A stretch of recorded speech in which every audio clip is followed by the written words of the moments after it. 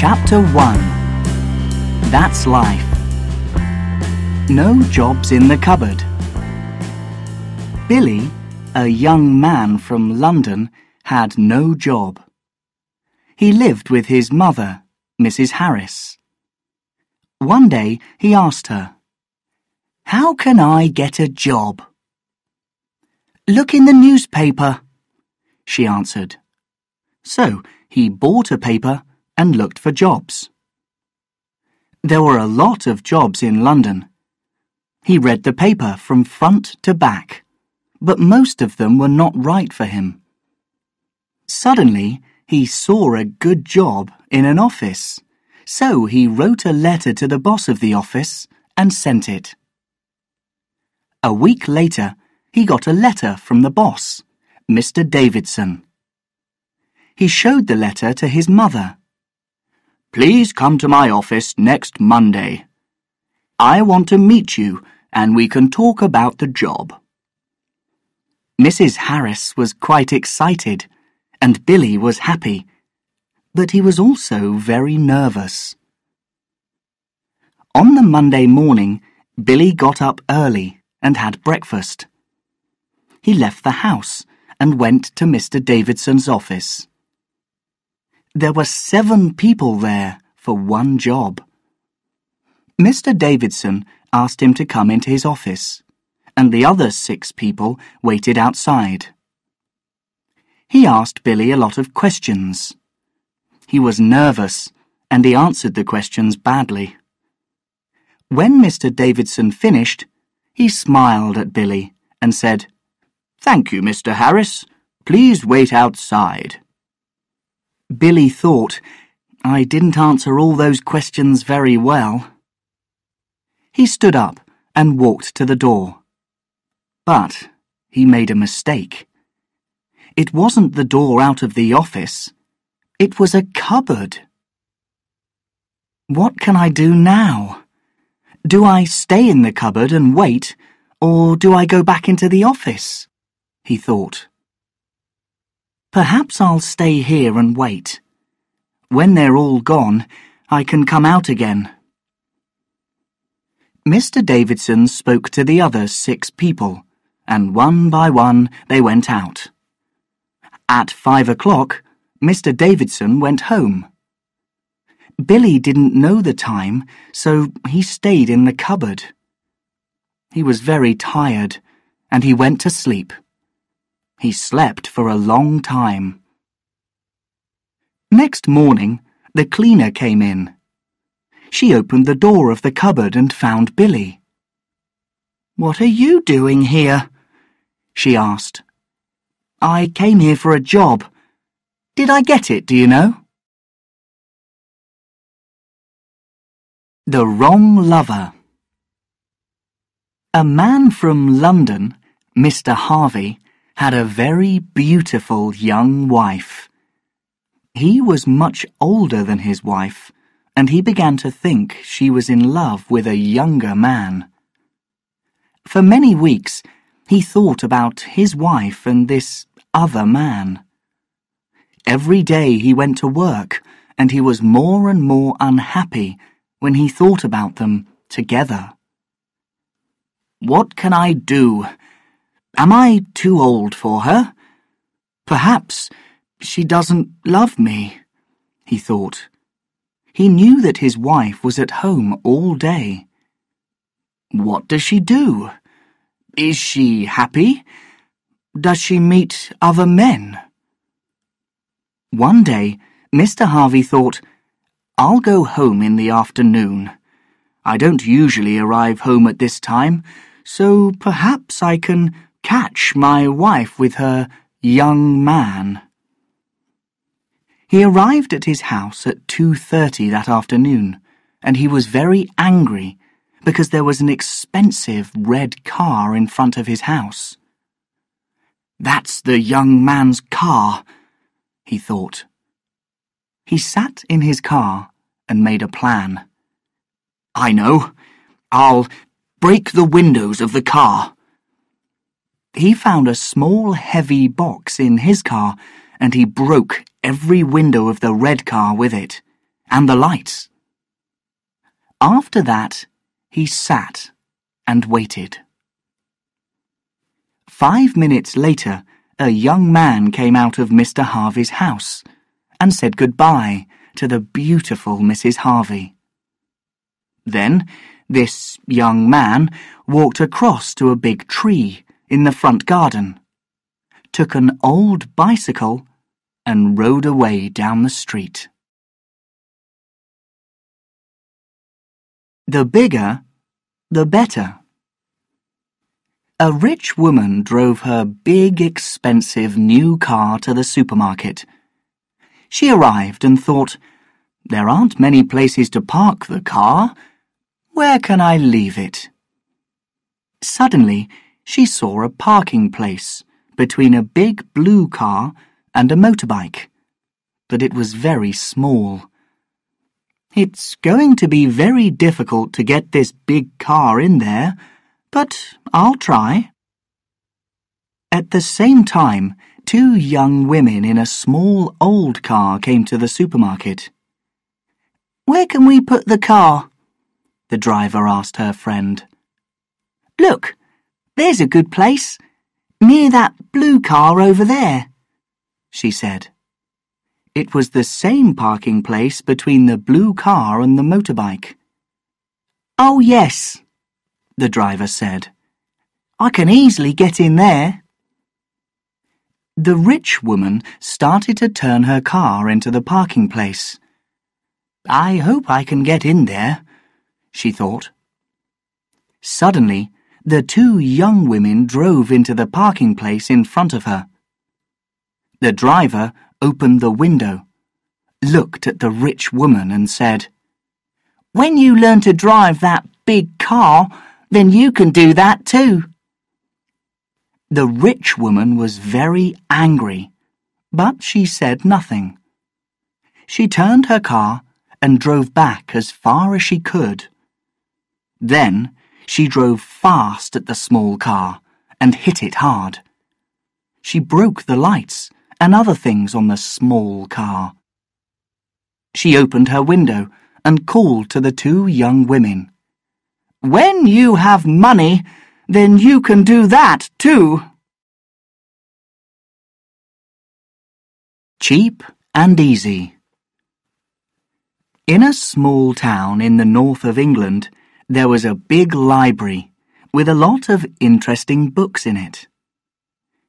People in the town could take the books home for 4 weeks and read them. They could have as many as 4 books each time. Different books about animals, boats, cooking and holidays or love stories, and then they had to take them back to the library.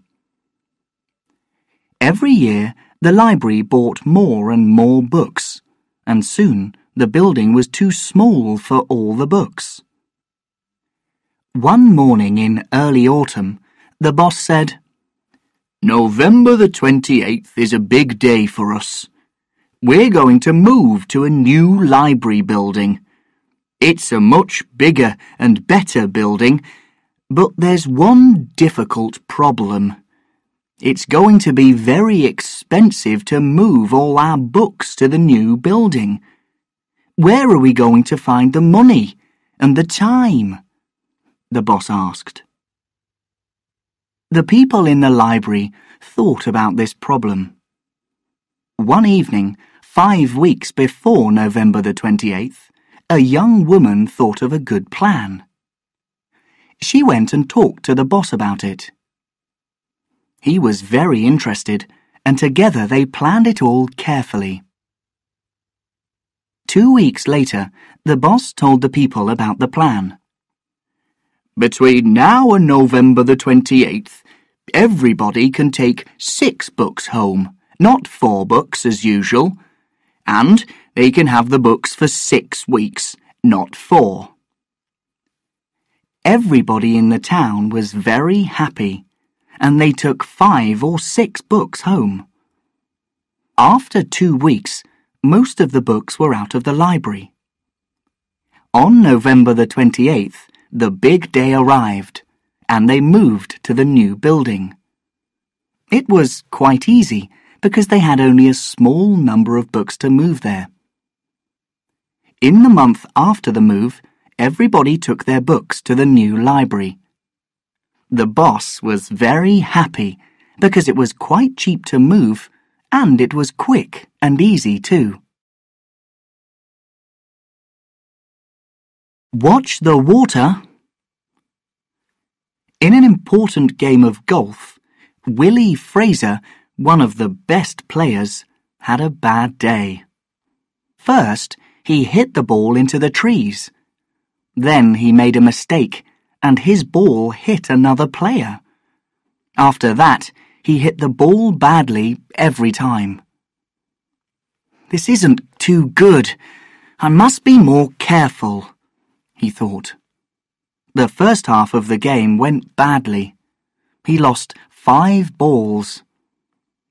A friend watched him and said, "Perhaps you'll have better luck in the second half." "Wait and see," Willie answered. He wanted to play well for this important game, but everything went wrong in the second half too. He lost more balls, he hit more trees, and then he hit the ball near a river. He walked up to the ball and hit it again. Everybody stopped to watch the ball. Will it go into the water? Perhaps he'll be lucky. But Willie wasn't lucky. His ball went into the water. He took his golf bag and threw it into the river after the ball.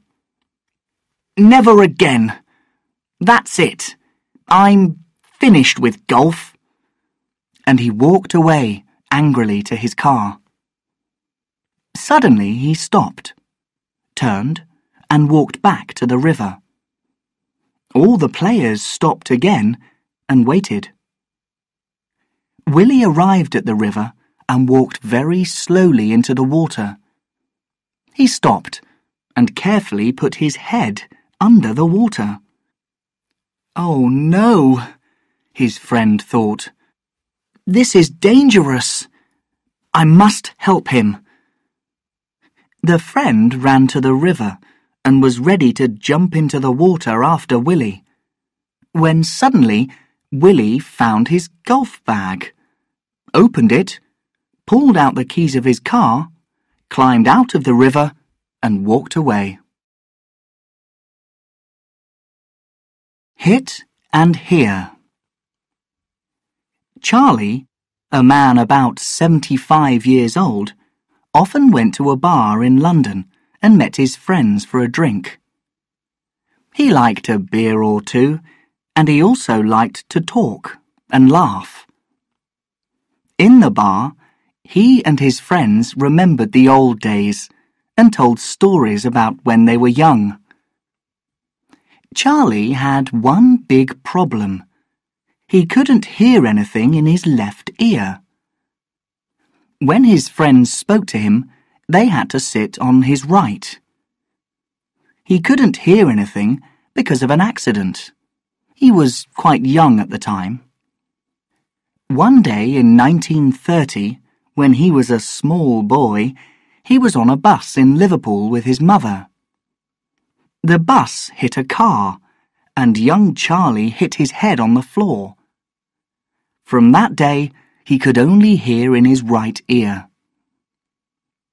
One evening, Charlie was with his friends, Bert and Jack, in the London bar, and Bert told a good story about the old days. Charlie liked the story very much and began to laugh. He laughed and fell off his chair. He hit his head on the table and something fell out of his left ear onto the table. Bert took a small white thing from the table and said, "What's this? I think it came out of your ear." Jack looked at the white thing and answered, "It's a bus ticket." He looked again and said, "That's strange. It's a Liverpool bus ticket from 1930. Suddenly, Charlie said, "Oh, listen, I can hear in my left ear." "What?" said Jack. "I don't understand." "I couldn't hear with my left ear because that bus ticket was in my ear all that time," answered Charlie. They all laughed about the 1930 Liverpool bus ticket, and now his friends can sit on his right or on his left in the bar. Wrong in the head?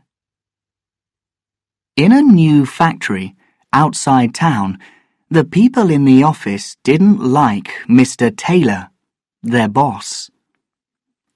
One day at lunchtime, Mr. Taylor walked through a market near his office. He saw some hats and thought, "I like those brown and black hats. Very nice." He thought about the hats for 2 or 3 minutes. "Perhaps I'll buy a brown hat tomorrow. I can wear it to work." The next day, he went back to the market and bought a brown hat. He wore it to work every day after that. But Mr. Taylor's brown hat was more for the garden than for the office. So everybody in the office laughed at him about it behind his back. 2 weeks later, 2 of the men from the office were in the market, and they saw some hats. "Look at those hats. They're the same as the boss's new hat," one man said. "That's right.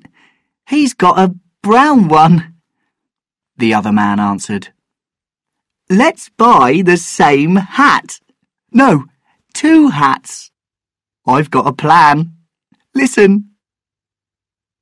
The men bought 2 more hats, the same colour as Mr. Taylor's hat. But one hat was much bigger, and the other was much smaller. The next day, when Mr. Taylor was out for his lunch, the 2 men took his hat and left the bigger hat in the same place. At the end of the day, he took his hat and put it on. "This hat's too big," he thought. "Why? I don't understand." The next day, when Mr. Taylor was in the factory, the 2 men took the bigger hat and left the smaller hat in its place. When he was ready to go home, Mr. Taylor put on this hat, but it was very difficult. "Something's wrong here," he thought. "This hat's too small, but I think it's my hat." On some days, Mr. Taylor's hat was too big. On other days, it was too small. And on some days, it was right. After 2 weeks of these problems with his hat, Mr. Taylor began to think that something was wrong with his head, so he went to a doctor. "I've got a very unusual problem, doctor," he said. "My head is bigger one day and smaller the next, and sometimes it's okay. What do you think is wrong with me?" Red Faces at Christmas. Mr. and Mrs. MacDonald lived in a small town in Scotland with their 3 sons. One morning in November, they got a letter from Mrs. MacDonald's brother, Tom King, and his wife Susan in London. Mrs. MacDonald read it to her husband. "Please come and have Christmas with us in our new house. It's very big, so you can all stay here. Come on December the 24th. We're going out that evening and we'll be home late, after midnight, but you'll find the key for the front door in a small box behind the tree on the right of the garage door. We'll see you then. That's nice, Mr. MacDonald said. It'll be interesting to see their new house. The 3 boys were excited because they liked London. On December the 24th, the MacDonald family drove down to London. They arrived there late that evening and found the right street and the new house. There were no lights in the street, so it was very dark. Mr. MacDonald parked the car in front of number 22, and they all got out. Right, he said. First, let's find the key. Mrs. MacDonald said to the boys, Go and look for the key in the box behind the tree.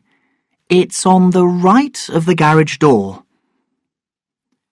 The boys came back after 2 or 3 minutes. We can't find the key. We looked carefully, but it isn't there, the oldest boy said. What do we do now? Mrs. MacDonald asked. There are no lights in the house.